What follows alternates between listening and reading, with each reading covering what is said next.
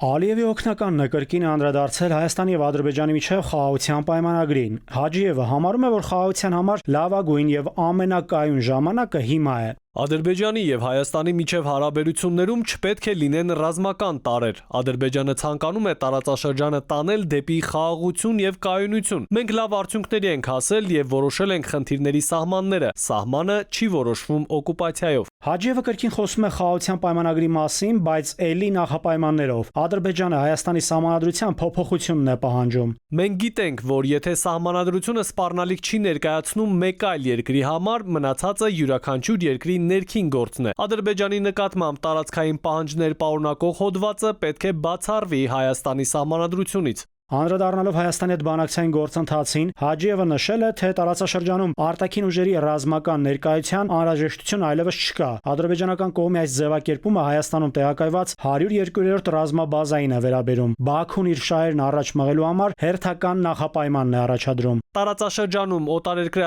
զինված ուժերի տեղակայման անհրաժեշտություն չկա։ Լրագրողների հետ ճեպազրույցում Ալեն Սիմոնյանն անդրադարձել է 102-րդ ռազմաբազայի հետ կապված ադրբեջանական կողմի հայտարարությանը։ Հայաստանի խորհրդանի նախագահը հայտնել է, թե Հայաստանի իշխանությունն այսօր չի քննարկում ռուսական ռազմաբազան Հայաստանի տարածքից հանելու հարցը։ Նախ խոսքը գնում է սահմանների մասին, ոչ թե Հայաստանի Հանրապետության մասին։ Հիմա հայ-թուրքական ինչ։ Չէ, դա աբսուրդ է։ Նման բան չի քննարկում, ձեզնից եմ լսում ու չի էլ կարող քննարկվել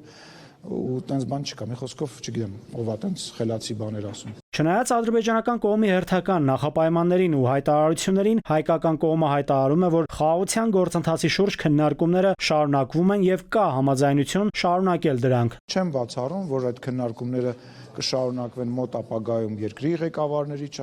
ձևաչափով, ինչպես նաև արտաքին գործերի նախարարների ձևաչափով եւ դա լավ նորություն է։ Հստակեցում որևէ պայմանավորվածություն կա արդեն, Սիմոնյանը տեղյակ չէր, ասաց ուղղակի ենթադրում է։ Նաիրի Մուրադյան, ժամը լրատվական։